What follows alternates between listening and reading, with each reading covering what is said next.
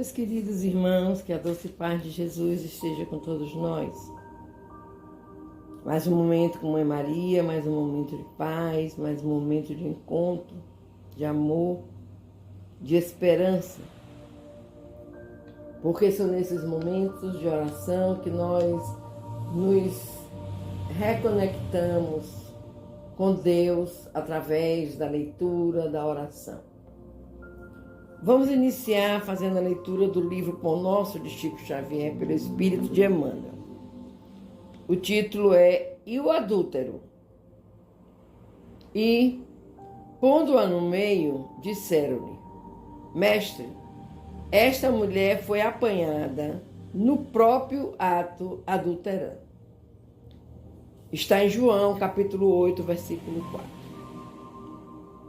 O caso da pecadora, apresentada pela multidão a Jesus, envolve considerações muito significativas, referentemente ao impulso do homem para ver o mal nos semelhantes sem enxergá-los em si mesmo. Entre as reflexões que a narrativa sugere, identificamos a do errôneo conceito de adultério unilateral.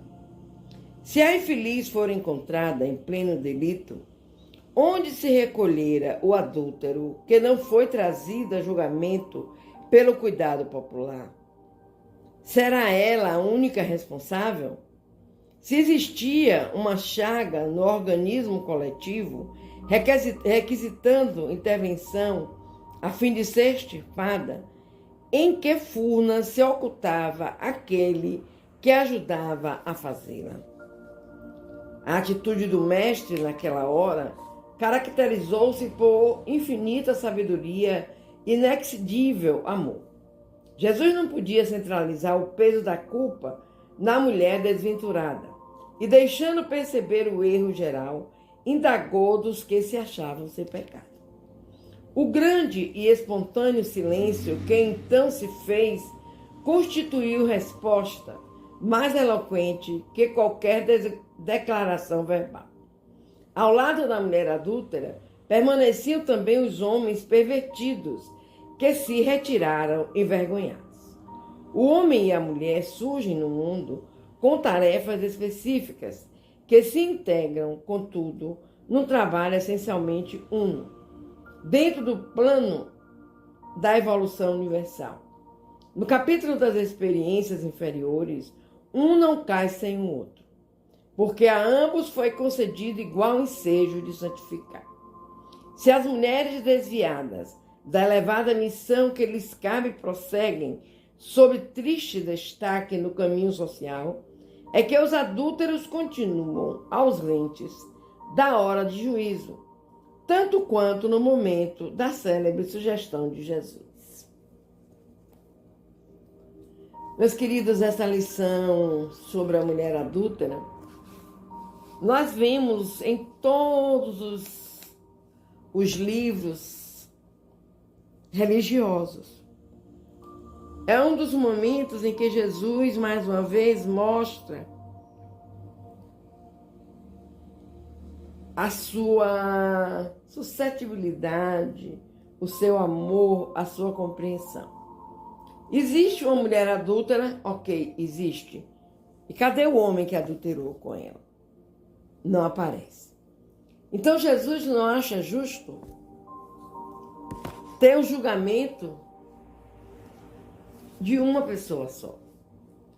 Ele, quando ele se abaixa, que ele escreve na areia, que até hoje ninguém sabe o que ele escreveu,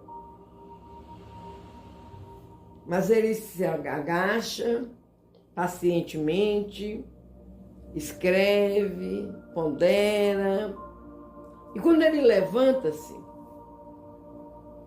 ele vira para a multidão que se achava munida de pedras, já prontos a crucificar aquela criatura, e pergunta, ou fala: atire a primeira pedra aquele que não tiver pecados. Uma frase só, e ele desmorona todos os pervertidos que ali se encontravam. E um a um, os anciões, os jovens, todos aqueles que queriam apedrejar a irmã, vão jogando as suas pedras no chão e vão saindo um a um. Quando Jesus vê, só estão ele e a mulher, que chorava, encolhida, esperando pelo pior.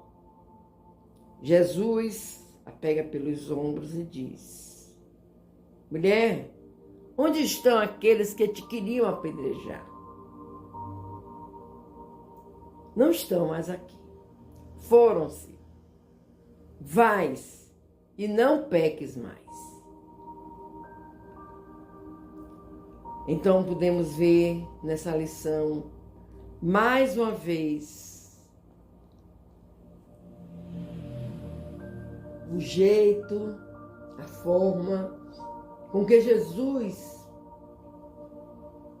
colocava todas aquelas situações de perigo até para ele próprio. Essa ideia, essa lei do apedrejamento foi de Moisés, da época de Moisés. E Jesus não estava ali para reviver o passado. Ele estava ali para trazer um novo presente para todos nós. E ele agiu com coerência, conforme lhe foi permitido pelo Pai. E assim, meus queridos, com mais uma instrução do meigo Jesus. Tenhamos amor, empatia, paciência. Sejamos filhos de Deus, com desejo sempre de seguirmos adiante, em paz. Vamos fazer a oração de nossa Mãe Maria. Ave Maria, cheia de graça, o Senhor é convosco. Bendita sois vós entre as mulheres. Bendito é o fruto do teu ventre, Jesus. Menina Maria, Mãe de Jesus. Rogai por nós, pecadores, agora e na hora do nosso desenlace, Mãe querida. Que assim seja.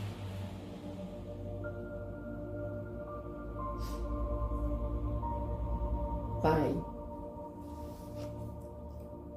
quando nos deparamos com os ensinamentos de Jesus, e todos eles baseados em algo real, em algo que está ali, presente, é que nós nos pegamos a pensar: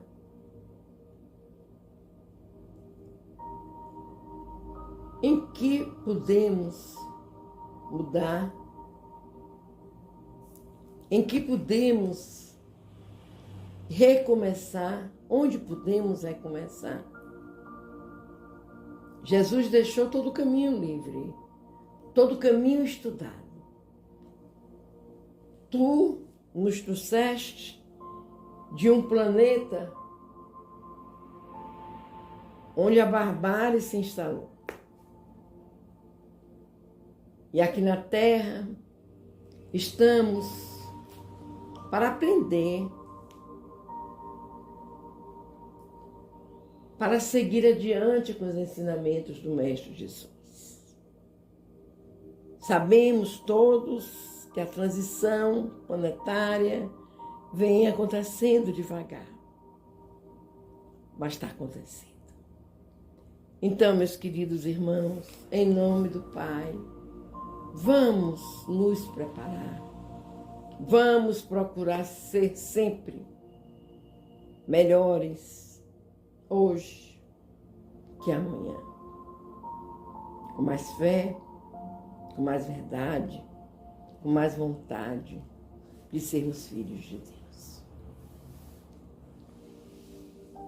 Que assim seja. Meus queridos, mais um momento de paz, mais um momento de união, de amor. Vamos pegar nossa água para que possa ser fluidificada no final.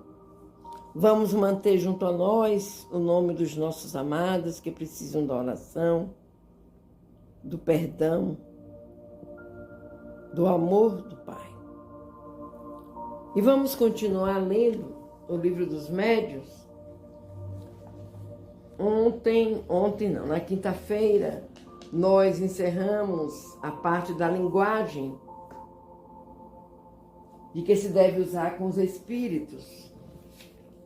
Hoje vamos ler o próprio capítulo 25 sobre as evocações, a utilidade das evocações particulares. As comunicações que se obtêm dos espíritos muito elevados ou dos que animaram grandes personagens da antiguidade são preciosas pelos altos ensinamentos que encerram.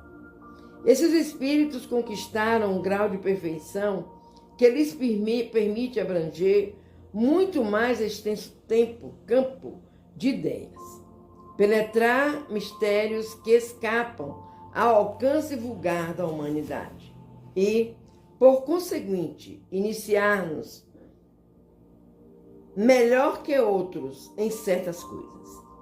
Não se segue daí sejam inúteis as comunicações dos espíritos de ordem menos elevada. Delas, muitas instruções colhe o observador. Para se conhecerem os costumes de um povo, mister se faz estudá-lo em todos os graus de escala.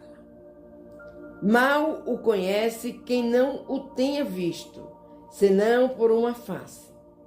A história de um povo não é a dos seus reis, nem a das suas sumidades sociais. Para julgá-lo, é preciso vê-lo na vida íntima dos hábitos particulares. Ora, os espíritos superiores são as sumidades do mundo espírita.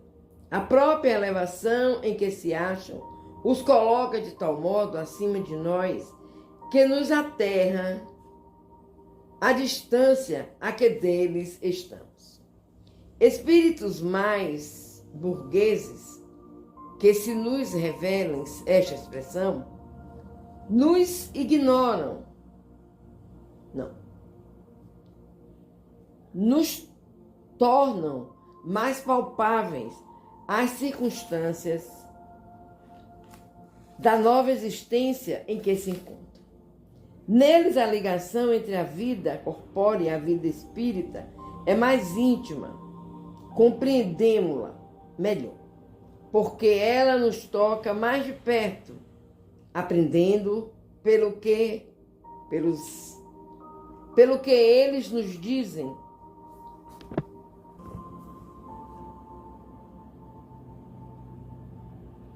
Em que se tornaram, o que pensa e o que experimentam os homens de todas as condições e de todos os caracteres. Assim, os de bem como os viciosos, os grandes e os pequenos, os ditosos e os desgraçados do século. Numa palavra, os que viveram entre nós, os que vimos e conhecemos, os de quem sabemos a vida real, as virtudes e os erros, bem lhe compreendemos as alegrias e os sofrimentos. A umas e outros nos associamos, e destes e daqueles tiramos o ensinamento moral, tanto mais proveitoso quanto mais estreitas forem as nossas relações com eles. Mas facilmente nos pomos no lugar daqueles que foi nosso igual, do que do outro, que apenas divisamos através da miragem de uma glória celestial. Os espíritos vulgares nos mostram a aplicação prática das grandes e sublimes verdades, cuja teoria os espíritos superiores nos ministram. Aliás, no estudo de uma ciência, nada é inútil. Newton achou a lei das forças do universo no mais simples dos fenômenos. A evocação dos espíritos vulgares tem, além disso, a vantagem de nos pôr em contato com espíritos sofredores, que podemos aliviar e cujo adiantamento podemos facilitar por meio de bons conselhos. Todos, pois, nos podemos tornar úteis, ao mesmo tempo em que nos instruímos. Há egoísmo naquele que somente a sua própria satisfação procura nas manifestações dos espíritos. E dá prova de orgulho aquele que deixa de estender a mão em socorro dos desgraçados de escola. Se isso não faz melhor para consigo mesmo, nem mais caridoso e benévolo para com seu irmão deste mundo a do outro, que seria dos pobres doentes se os médicos se recusassem a lhes tocar as chagas? Meus queridos, mais uma lição interessante do livro dos médiuns. Porque existem muitos médiuns que focam as suas atenções em estar, em evocar, em receber as comunicações de um espírito instruído, um espírito, né, grande. Quando na realidade, meus amores, os espíritos menos instruídos, mais sofredores, com menos virtudes, são os que precisam ser evocados para serem instruídos, para receberem os conselhos, para ouvirem as instruções do nosso Mestre Jesus, através das doutrinas, através do amor, da simplicidade. Deixemos o orgulho de lado e vamos abraçar a todos os espíritos que tivermos a oportunidade de mantermos um diálogo, uma conversa. É assim que Papai do Céu, nosso Pai, quer que aconteça na vida de todos os seus filhos. A sensibilidade de amar sem esperar a troca, mas simplesmente amar pelo motivo de ser filho de Deus e de querer transformar aquele irmão. Vamos fazer a nossa oração. Vamos conversar com Deus. Pai querido, cada lição do livro dos médiuns é uma lição íntima para todos nós. Nós sabemos, Pai, que somos espíritos eternos. Nós sabemos do vai e vem através da reencarnação, através da desencarnação. Que tenhamos, Pai, o entendimento de nos tornarmos melhores, cuidando daqueles que necessitam do remédio, da palavra, do abraço, do aconchego e de que tenha a esperança de que amanhã será melhor. Nos ajuda, Senhor. Confiamos em Ti e sabemos que nos fortalecerá para que façamos esse trabalho de doação e de amor. A todos os irmãos que porventura se aproximam de mim, de vocês, quando ouvem o momento de paz, o momento com Mãe Maria, que eles possam sair cheios desse amor, cheios da esperança e continue, insistam em fazer a oração. Orem nos seus lares, não deixem de orar, porque a oração os estará instruindo, eles estarão aprendendo e colhendo os benefícios do nosso amor, que nos é dado pelo Pai. Te pedimos, Pai amado, tenha misericórdia da humanidade.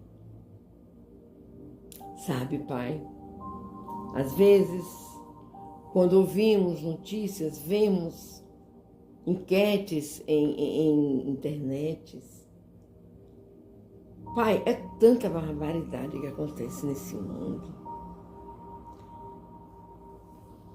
que choca o entendimento daqueles que se acham entendidos.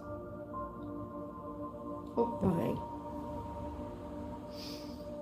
tende misericórdia da humanidade. Te pedimos pelo nosso país, Pai.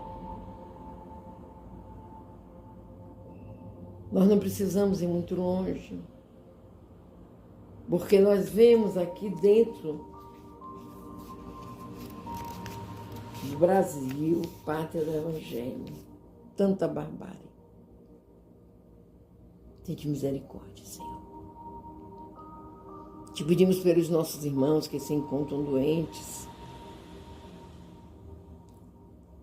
É necessário, meus queridos, que nós aprendamos uma coisa: a solidão, a tristeza, a impotência, o sentimento de inutilidade mata. Nós temos muitos irmãos doentes, sofrendo nas calçadas, nos hospitais, nos abrigos, nos asilos, que precisavam só de um alisar de mão para que ele dissesse: eu não estou só. E é isso que Deus quer que nós façamos, que procuremos ajudar os nossos irmãos que se encontram na condição de enfermos. O Pai nos guiará, o Pai nos ajudará. Façamos a nossa parte. Façamos a nossa parte. E o Pai terá misericórdia de todos nós, de todos os nossos irmãos que se encontram adoentados, com problemas psiquiátricos, psicológicos. Que Deus tenha misericórdia.